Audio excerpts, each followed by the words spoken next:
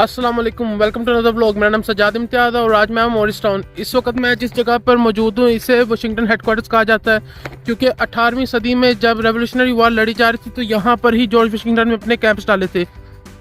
वहाँ ऊपर George Washington का हेडक्वार्टर और यहाँ पर इन्होंने म्यूज़ियम बनाया हुआ है इस वक्त, क्योंकि इस जगह की काफ़ी ज़्यादा अहमियत है। यहाँ पे इन्होंने इसका थोड़ा सी इन्फॉर्मेशन भी लगाई हुई है। यहाँ पे बताया गया है कि ये म्यूज़ियम बना था 1937 में और इस जगह पर पहले म्यूज़ियम होता नहीं था और इसको तकरीबन 1,40,000 रख के $139,000 में बनाया गया था।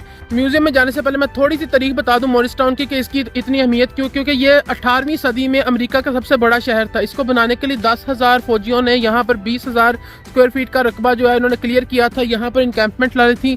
ज़्यादातर लोगों को लगता है कि रेवोल्यूशनरी वॉर बोस्टन में, फिलाडेल्फिया में, वर्जीनिया में ऐसी जगहों पर लड़ी गई, लेकिन ये वो मकाम है जहाँ पर फौजियों के हौसलों का बहुत ज़्यादा इम्तिहान लिया गया था। इसी जगह पर उस 18वीं सदी के अंदर जॉर्ज वाशिंगटन ने अपने हेडक्वार्टर डाले, लेकिन क्योंकि ये जगह मोरिस्टाउन जो है न्यूयॉर्क सिटी से जो है तकरीबन 30 मील दूर है। में ये जगह की अहमियत इसलिए ज़्यादा थी क्योंकि इस जगह पर इसकी हाइट की वजह से न्यूयॉर्क सिटी के ऊपर आसानी से नज़र रखी जाती, क्योंकि उस टाइम पर ब्रिटिश फौजें न्यूयॉर्क सिटी में मौजूद थी। ज़्यादातर लोग मोरिस्टाउन को आज सिर्फ एक तरीही शहर के नाम से जानते हैं, बट उन्हें ये नहीं पता कि उस जगह पर क्या क्या कुर्बानियाँ दी गई थी। जिस वक्त फौजें यहाँ पर आकर ठहरी उस वक्त जो है अमरीकी तरीका सबसे बदतरीन सर्दियों का मौसम चल रहा था। यहाँ पर 4 दिन तक जो है बर्फबारी हुई, उसके बाद रास्ते बंद हो गए, खाने पीने का कोई सामान नहीं बचा। यहाँ तक के नौबत आ गई कि फौजियों ने जो इर्द गिर्द फार्म हाउसेज हैं वहाँ से जाकर उन्होंने खाना चोरी करना शुरू कर दिया। सो अभी मैं म्यूजियम के अंदर जा रहा हूँ क्योंकि अभी जाकर टूर शुरू करते हैं। इन्होंने काफ़ी ज़्यादा इन्होंने प्रिजर्व किया हुआ इस इलाके में। उधर पीछे कहते हैं कि जॉर्ज वाशिंगटन का बेसिकली रिहाइश थी, घर था, जहाँ पे उन्होंने आज भी उसका सामान प्रिजर्व किया हुआ है। कौन से बर्तनों में खाना खाते थे, जो है उनके बेड वगैरह सब कुछ यहाँ पे प्रिजर्व किया गया। तो अभी अंदर जाके देखते हैं। अभी मैं इंफॉर्मेशन डेस्क पे हूँ। यहाँ पर इस वक्त मास्क की रिक्वायरमेंट है बिकॉज कोविड अभी भी चल रहा है, तो इनसे अभी थोड़ी सी इन्फॉर्मेशन लेंगे, ये बताएंगे हमें यहाँ इसकी तारीख के बारे में। I'd like to welcome folks to Morristown National Historical Park. The park itself was where General George Washington, while he was General of the Revolutionary Army, stayed for about 6 months during the war. He arrives December 1st of 1779. He stays until June of 1780. It is the worst winter weather for the 1700s. Snowdrifts are anywhere around 4 to 6 feet. And the British base of operations was New York City.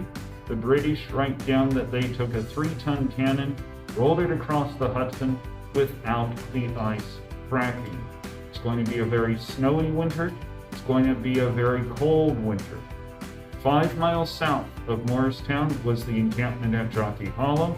10 to 13,000 American troops were down there. Of those troops, only about 100 died. About 1,000 did desert the army. The rest remained for the remainder of the winter until June of 1780. In June, the British from New York City hit 2 towns close to the New York-New Jersey border. Today, these towns are known as Union and Springfield, and some of the forces that stayed at Jockey Hollow are assigned to head east to prevent the British from getting into this section of the state. The Ford Mansion originally completed somewhere between 1772 to 1774. It was the home of Jacob Ford Jr. and his wife Theodosia Ford, and they were one of the wealthiest families in the Morristown area. Jacob Ford Jr. owns 2 iron forges, a powder mill, a 200-acre farm. He's also a colonel in the militia. Unfortunately, during the winter of 1777, Jacob Ford Jr. catches pneumonia. His men bring him back to the mansion, where he will later on die. Washington will have to stay there during the winter of 1779-1780. Mrs. Ford allows him to stay there, and in doing so, Washington, his staff, along with the family, which includes Elizabeth, 12-year-old daughter, Timothy Ford, around the age of 17, Gabriel, around the age of 15, and Jacob Ford III, who stayed at the home along with a staff of servants. So Covid की वजह से अभी भी mask की requirement है यहाँ पर, और वाशिंगटन जो एक्चुअल हेडक्वार्टर्स है, ये तो अभी मैं इस वक्त म्यूज़ियम में मौजूद हूँ, उसके लिए इन्होंने गाइडेड टूर रखा हुआ है। उसके अलावा आप जा नहीं सकते हैं। तो टिकट आपको यहीं से मिलेगी फ्री ऑफ कॉस्ट, वहाँ मेन काउंटर से जहाँ पर भी जो है इंफॉर्मेशन दी जा रही थी। तो 3 बजे तक टाइम है, तो उससे पहले थोड़ा सा जगह को एक्सप्लोर करते हैं। यहाँ पर इन्होंने आई थिंक थिएटर वगैरह बनाए हुए हैं, और थोड़ा सा इन्होंने जो है उस टाइम का जो असला इस्तेमाल है उसको प्रिजर्व किया गया यहाँ पर।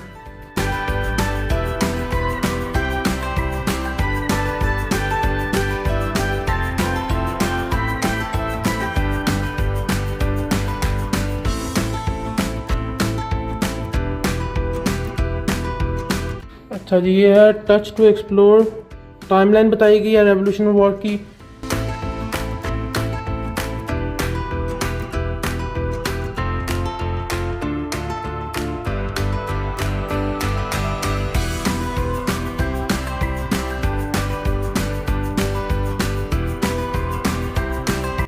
इस तरफ जो है इन्होंने दिखाया है तोपों का, कि उस टाइम पे कौन सी तोपें इस्तेमाल हुई हैं।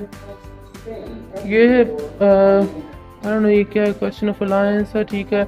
आई थिंक असले का ही सामान है सारा जो उस टाइम पर इस्तेमाल हुआ है। ये पेंटिंग्स हैं, डू नॉट टच का साइन है, ये पिस्तौलें हैं, ये उस टाइम का खंजर लगाया गया। आई थिंक ये जो है ये बंदूक के आगे जाता है, ताकि अगर गोलियां वगैरह ख़त्म हो जाएं तो आप इसको इस्तेमाल कर सकते। ये मस्कट सी पड़ी हैं, और ये वो बैग है जिसके अंदर में यहाँ से असला रखते थे अपना। अगेन यहाँ पर इन्होंने तोपें और ये बेसिकली बंदूकें हैं उस टाइम की, ड्रैगन पिस्टल्स। जो लोग असैसिन्स क्रीड खेलते हैं उन्होंने ये पिस्तौलें देखी होंगी कि उस टाइम पर असैसिन्स क्रीड गेम के अंदर तो ये काफ़ी ज़्यादा इस्तेमाल हुई हैं। ओके, ये सोर्ड है, लाइट ड्रैगन, ठीक है।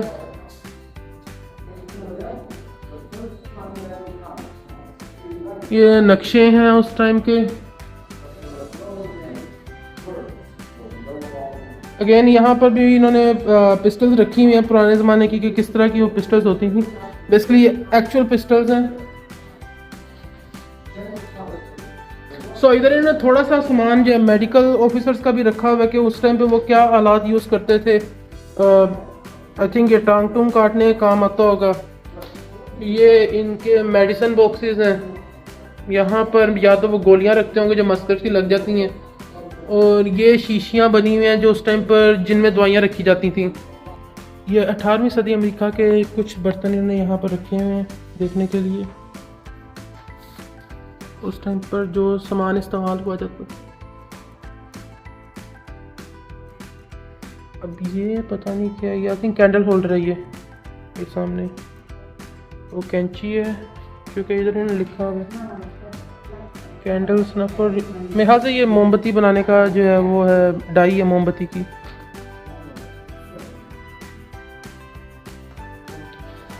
ये नमकदानियाँ पड़ी हुई हैं। अच्छा, ये है आई थिंक बेंच है, वो सामने घड़ी लगाई हुई है, शीशा लगा हुआ है लेकिन शीशा टूटा हुआ है।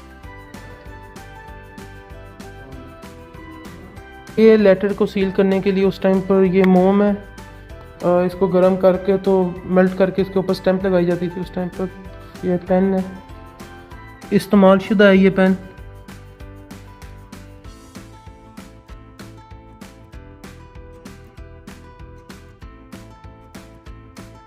अभी भी इन्होंने यहाँ पर 6 फीट की दूरी का बना के रखा है, कभी 6 फुट दूरी कोई फॉलो तो नहीं करता इधर, लेकिन चले कोशिश तो कर रहे हैं अगले। तो यहाँ पर आई थिंक वो प्ले करके दिखाते हैं, क्योंकि मैंने पूछा था काउंटर पे तो उन्होंने बताया था कि यहाँ पर प्लेस भी किए जाते हैं, उस टाइम की इनैक्टमेंट की जाती है और कभी कभार मूवीज़ भी दिखाई जाती हैं। तो आई थिंक यही वो स्टेज है।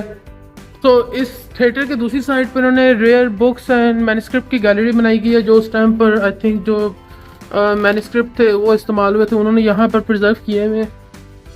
अगेन ओब्वियसली हाथ वगैरह तो लगा नहीं सकते। ये मेरे ख्याल से उनकी लाइब्रेरी के अंदर यूज़ होने वाला सामान है, एक तरह स्टोरी बनाया हुआ इन्होंने। ये किताबें हैं कुछ यहाँ पे। ओके, ये चंद सफ़ात हैं किताबों के, जो पुरानी काफ़ी रेयर किताबें उनके। तो इन्होंने काफ़ी अच्छा प्रिजर्वेशन की हुई है इसकी।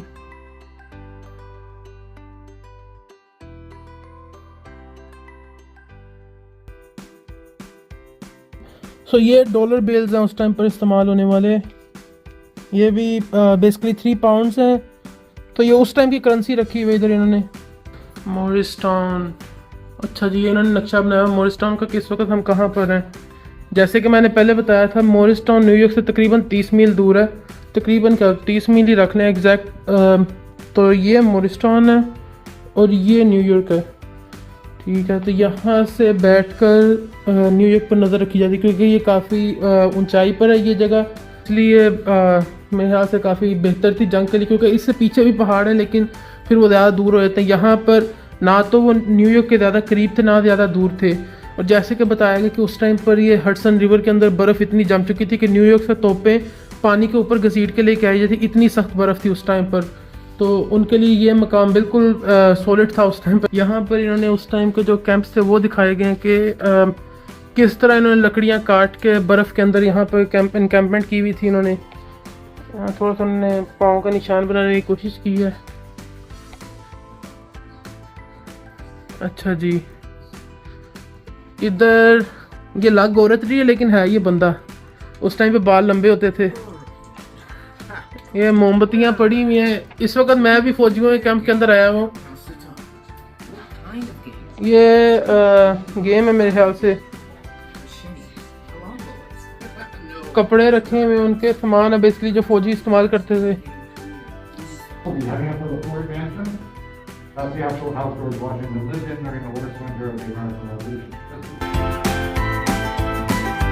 तो अभी वाशिंगटन हेडक्वार्टर देखने के लिए जा रहे हैं, टूर स्टार्ट हो गया।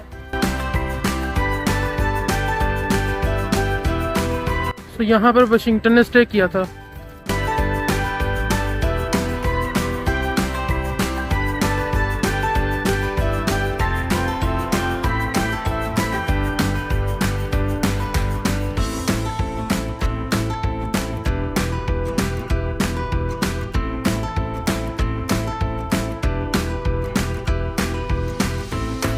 ये जो असल मालिक मकान थे उनकी रिहाइश का है।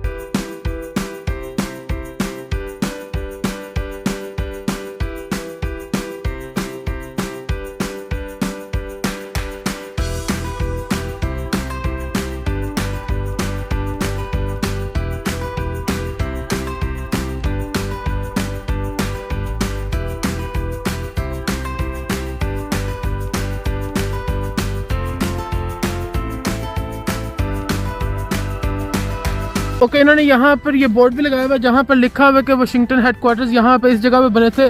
वो सामने घर और जो घर की मालकिन थी उसने कहा था कि उसको अपनी खिड़की से जॉर्ज वाशिंगटन का स्टैचू नज़र आना चाहिए, और खास कारीगर बुलाए गए थे न्यूयॉर्क से जिन्होंने आकर ये स्टैचू बनाया था इधर।